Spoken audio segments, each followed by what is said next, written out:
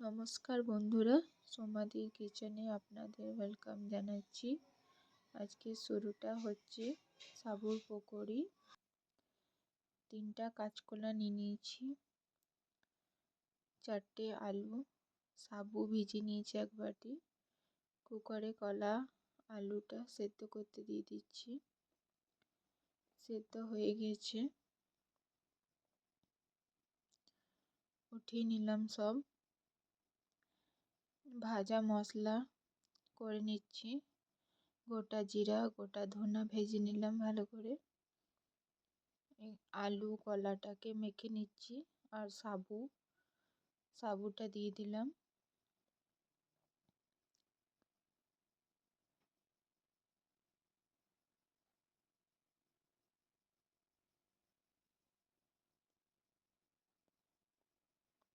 কাঁচা লঙ্কা কেটে ছোট ছোট করে দিয়ে দিলাম 4টে মতন।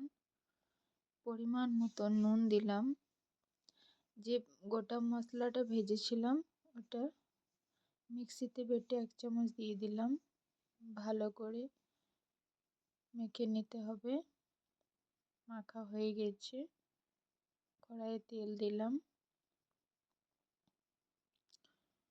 পকোড়িগুলোকে গোল গোল শেপ দিয়ে দিচ্ছি।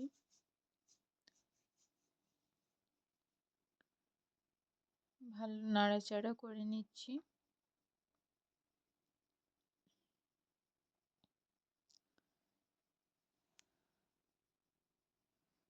ভাজা হয়ে গেছে, উঠিয়ে নিলাম পকোড়িগুলোকে।